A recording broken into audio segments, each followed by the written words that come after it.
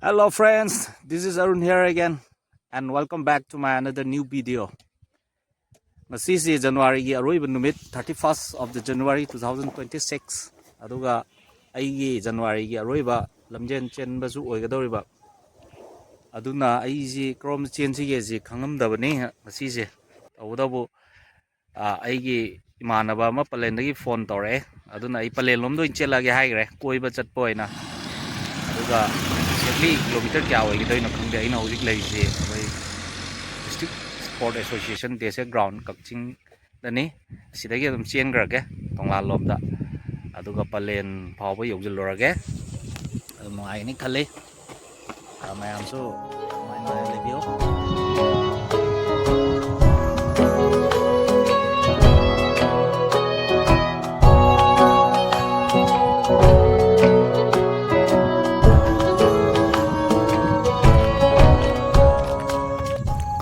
ꯍꯧꯖꯤꯛꯁꯦ ꯍꯣꯏ season change ꯇꯧꯔꯛꯄꯒꯤ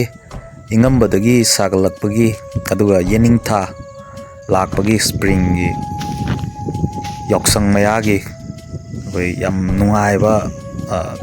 ꯅꯨꯡꯁꯤꯠ ꯑꯃ ꯌꯥꯝ ꯅꯨꯡꯉꯥꯏꯕ ꯚꯥꯏꯕ ꯑꯃꯈꯛ ꯑꯗꯨꯝ ꯐꯪꯉꯦ ꯑꯩꯈꯣꯏ ꯂꯧꯕꯨꯛ ꯂꯝꯍꯥꯡꯁꯤꯗ ꯂꯩꯕ ꯃꯇꯝꯗ ꯁꯤꯠꯂꯛꯏꯕ ꯅꯨꯡꯁꯤꯠꯀꯥꯁꯤ ꯈꯔ ꯋꯤꯟꯇꯔꯒꯤ ꯅꯨꯡꯁꯤꯠꯇꯨ ꯑꯣꯏꯔꯛꯇꯕ ꯈꯔ ꯈꯦꯠꯅꯔꯛꯄ ꯑꯗꯣ ꯍꯩꯅꯝ ꯂꯩꯅꯝ ꯌꯥꯝꯅ ꯃꯥꯒꯤ ꯌꯦꯅꯤꯡꯊꯥꯒꯤ ꯌꯥꯝ ꯅꯨꯡꯉꯥꯏꯕ ꯐꯤꯂꯤꯡꯁ ꯑꯃꯗꯤ ꯑꯗꯨꯝ ꯐꯥꯎꯏ ꯁꯤꯗꯒꯤꯗꯤ ꯑꯩꯈꯣꯏ ꯌꯥꯎꯁꯪ ꯆꯩꯔꯥꯎꯕ ꯑꯗꯩ ꯂꯥꯏ ꯍꯔꯥꯎꯕ ꯁꯨꯃꯥꯏꯅ ꯑꯩꯈꯣꯏ ꯑꯍꯜ ꯂꯃꯟꯁꯤꯡꯅ ꯊꯥꯏꯅꯗꯒꯤ ꯑꯗꯨꯝ ꯊꯝꯕꯤꯔꯝꯕ ꯑꯩꯈꯣꯏꯒꯤ ꯐꯦꯁꯇꯤꯚ ꯁꯤꯖꯟ ꯍꯥꯏꯕ ꯇꯥꯔꯦ ꯑꯗꯨꯒꯤ ꯍꯧꯖꯤꯛ ꯍꯩꯒꯤ ꯑꯩꯈꯣꯏꯒꯤ ꯃꯄꯥꯟ ꯁꯥꯔꯛꯄ ꯌꯥꯝꯅ ꯍꯩꯄꯥꯜ ꯂꯩꯄꯥꯜ ꯌꯥꯝ ꯐꯖꯕ ꯃꯇꯝꯅꯤ ꯍꯥꯏꯕ ꯇꯥꯔꯦ ꯃꯌꯥꯝꯁꯨ ꯂꯣꯏꯅ ꯃꯁꯤꯒꯤ ꯅꯨꯡꯉꯥꯏꯕꯗꯨ ꯐꯥꯎꯕꯤꯔꯝꯒꯅꯤ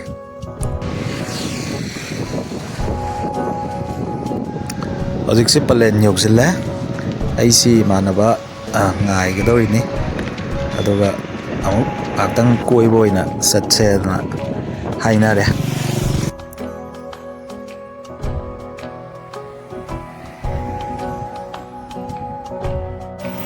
ꯁꯟꯖꯣꯏ ꯂꯥꯛꯑꯦ ꯍꯧꯖꯤꯛ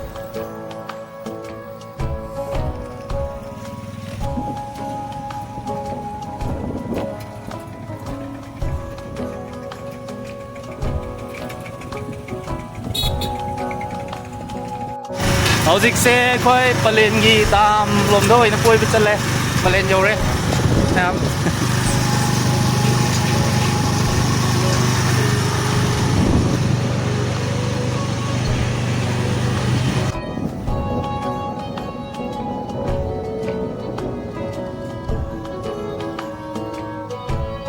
Pallel Dam yꯧꯔꯦ Pallel Damꯒꯤ ꯈꯔ ꯌꯦꯡꯖꯔꯛꯀꯦ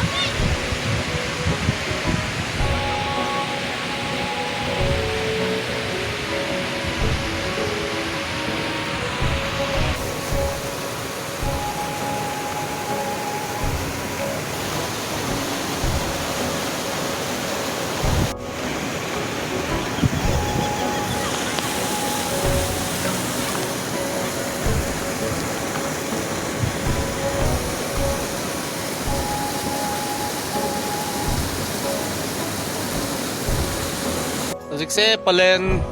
ꯗꯥꯝ ꯏꯊꯩ ꯃꯔꯨꯗ ꯂꯩꯔꯦ ꯑꯗꯨ ꯉꯥꯏꯍꯥꯛ ꯂꯩꯔꯒꯗꯤ ꯍꯟꯈ꯭ꯔꯅꯤ ꯑꯗꯣ ꯉꯁꯤꯁꯦ ꯗꯦꯁꯦ ꯒ꯭ꯔꯥꯎꯟꯗꯒꯤ ꯄꯂꯦꯟ ꯐꯥꯎ ꯆꯦꯜꯂꯦ ꯑꯗꯣ ꯑꯩꯈꯣꯏ ꯏꯃꯥꯟꯅꯕ ꯊꯦꯡꯅꯔꯒ ꯉꯥꯏꯍꯥꯛ ꯀꯣꯏꯊꯣꯛꯑꯦ ꯑꯗꯨꯒ ꯑꯃꯨꯛ ꯀꯛꯆꯤꯡ ꯃꯥꯏꯀꯩꯗ ꯑꯃꯨꯛ ꯍꯟꯈ꯭ꯔꯒꯅꯤ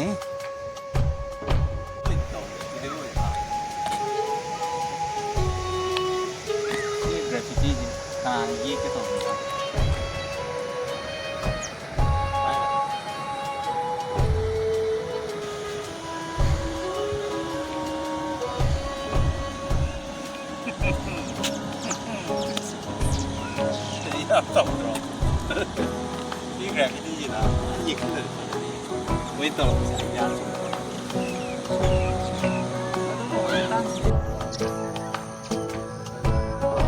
ꯊꯥ ꯐꯖꯅ ꯊꯣꯛꯑꯦ ꯊꯥꯁꯤ ꯁꯤꯒꯤ ꯊꯥꯁꯤꯅ ꯑꯃꯨꯛꯀ ꯊꯥꯁꯤ ꯑꯣꯏꯔꯒꯀꯣ ꯊꯥꯁꯤ ꯑꯣꯏꯔꯀꯥꯟꯗ ꯑꯗꯒꯤ ꯑꯃꯨꯛ ꯄꯥꯟꯈꯠꯂꯛꯄ ꯄꯨꯔꯅꯤꯃꯥꯗꯨꯗꯅꯤ ꯌꯥꯎꯁꯪ ꯑꯣꯏꯗꯣꯔꯤꯁꯦ ꯅꯠꯇ꯭ꯔꯣ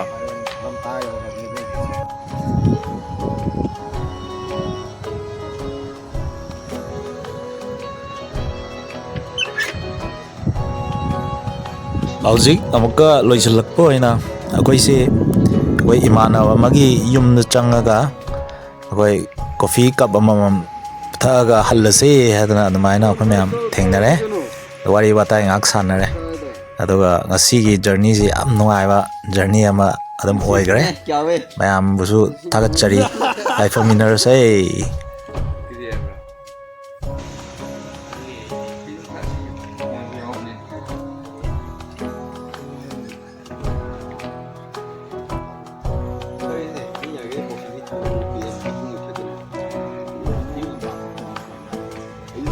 ꯅꯠꯇꯕꯤꯗ ꯕ꯭ꯔꯦꯛꯐꯥꯁꯀꯨꯝꯕ ꯀꯩꯒꯨꯝꯕ ꯆꯥꯊꯣꯛꯈ꯭ꯔꯒꯀꯣ